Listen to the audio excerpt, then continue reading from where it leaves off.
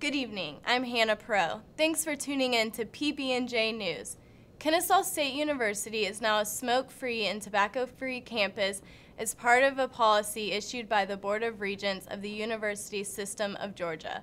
Violation and enforcement procedures will be effective beginning January 6th.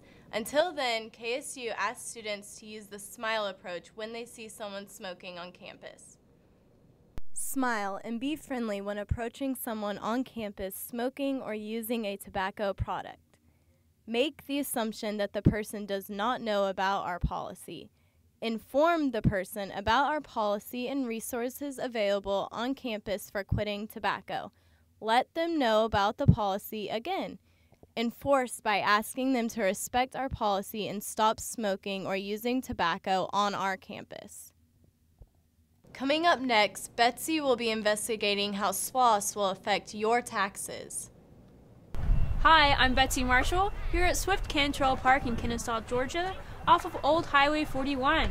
It's a beautiful crisp fall day here, full of park goers such as parents, kids, skateboarders, and your favorite, puppies.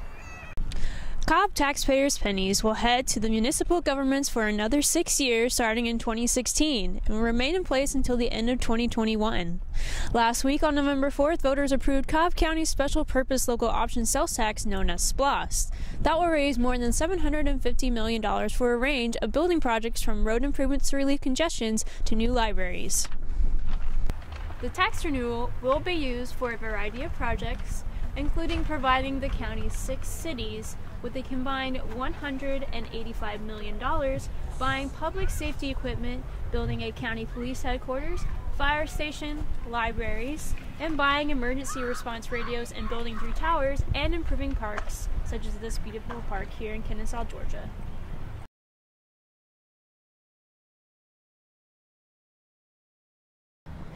A tight race over SPLOS is nothing new in Cobb, where voters approved tax renewals in 2011 and 2005 by just 100 votes each.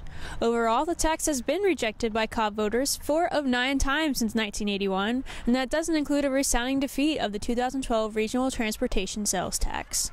The 1% sales tax would keep Cobb's rate at 4% for the state, 1% for schools, and 1% for municipal governments. I'm Betsy Marshall. For PBNJ News, back to you, Hannah. Coming up, we'll take a look into Kennesaw State University's football team. My morning Starbucks, $3. A soda on my way to lunch, $1.50. Every year, $11.5 billion is spent on just picking up litter. You take your time to buy your favorite drinks throughout the day, so take a second to be responsible and throw them away, because a clean environment is a priceless one. The Kennesaw State University football program will hold a spring tryout for current KSU students on February 2nd.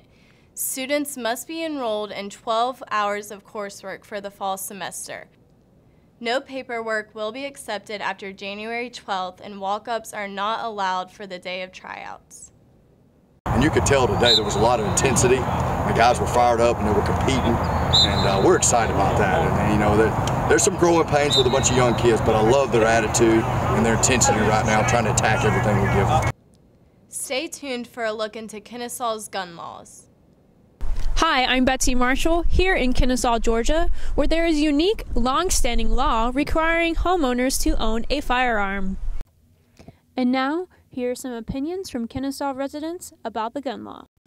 I personally think that it keeps you a lot more safe, because just being in the community and being able to have that reassurance that more people in Kennesaw than other cities you've ever been in have a gun on them. And not necessarily saying that something's always going to go wrong, because it's a pretty safe city, but it could be a pretty safe city in my eyes because of the fact that more people know that more people carry in Kennesaw. In 1982, Kennesaw, Georgia passed a law requiring heads of households to own a gun. From 1982 through 2012, there have only been 4 murders. 3 of those murders happened in a safe school zone where guns were not allowed. The murderer in the safe school zone did not care that guns were not allowed.